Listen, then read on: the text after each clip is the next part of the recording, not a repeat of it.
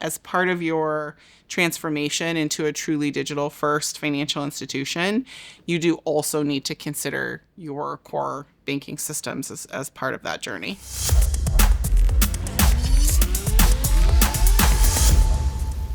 My name is Amber Harsin. I'm the Vice President of Credit Unions and North America for Mambu.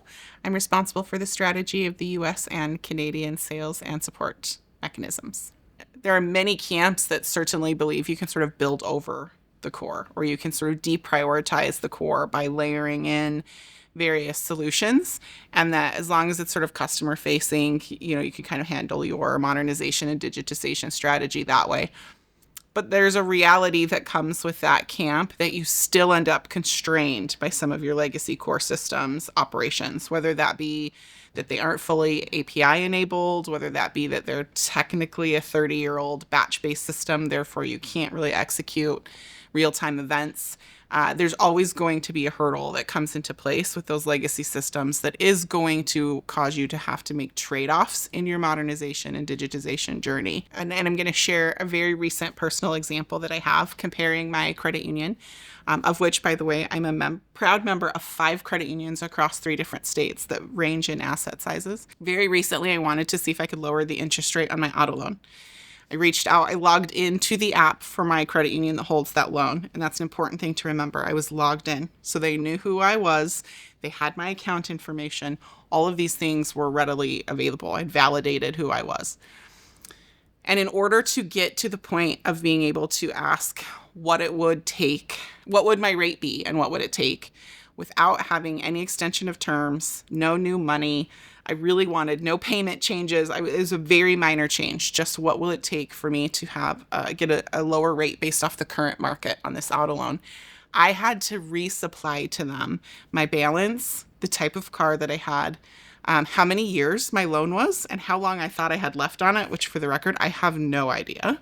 And overall, that took about 10 minutes of back and forth via their chat mechanism with a very lovely representative, but back and forth to exchange all of this information, which I had just logged in to be able to access digitally.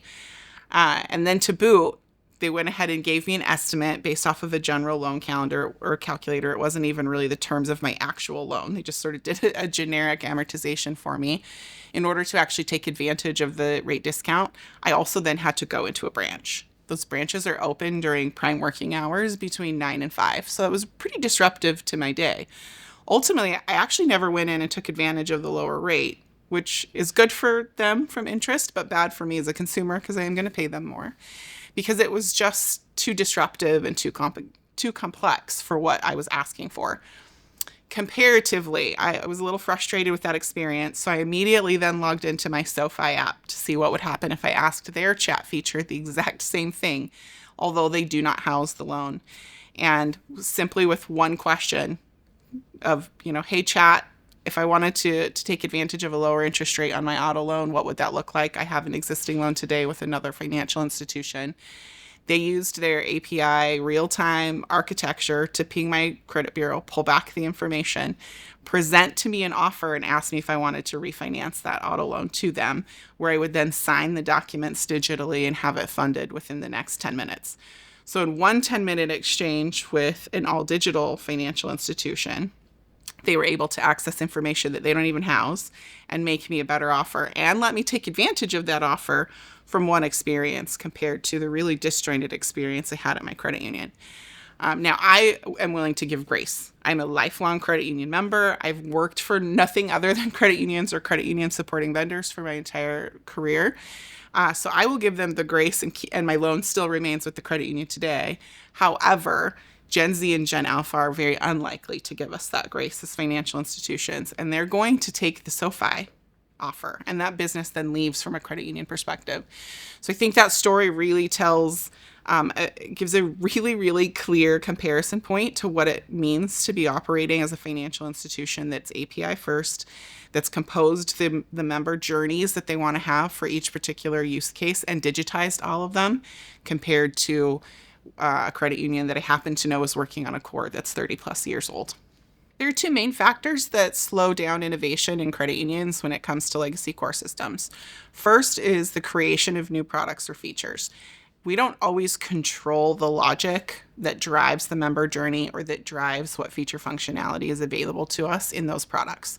So we become constrained to working within the confines of what that vendor created 10, 20, 30 years ago that maybe served us well at one point in time, but isn't necessarily going to continue to serve us as we try to differentiate our products from our neighbors down the street. It also means that if you do want to make a change to that logic that they control, you're forced to get on their schedule. That means you have to get on their roadmap, their timeline. You have to be balanced across the prioritization of their entire consumer base.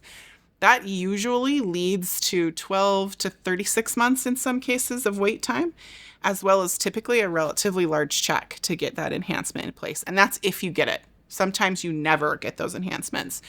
So as credit unions, we're pretty consistently sort of locked into the logic that served us well 20 years ago, maybe even 10 years ago.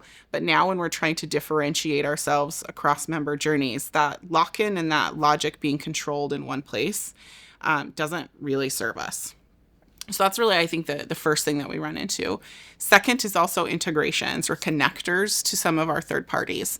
In the credit union space, we often have 20 to 30 fintech platforms that we've purchased for varying things, whether they're internal or externally facing. And all of those things, a lot of them typically have to talk back to the core in order to get the data that it needs to actually function. In the legacy systems, particularly those that are batch-based, which is most of them in the US credit union space, you cannot access that data in real time. You typically are waiting for batch files to come back and forth. It's a one-to-one integration. So if you need it to talk to 5 systems, you actually have to pay for 5 separate integrations. Those are all things that are going to slow down innovation and your ability to launch quickly. So you might innovate on the idea, you might purchase everything you need.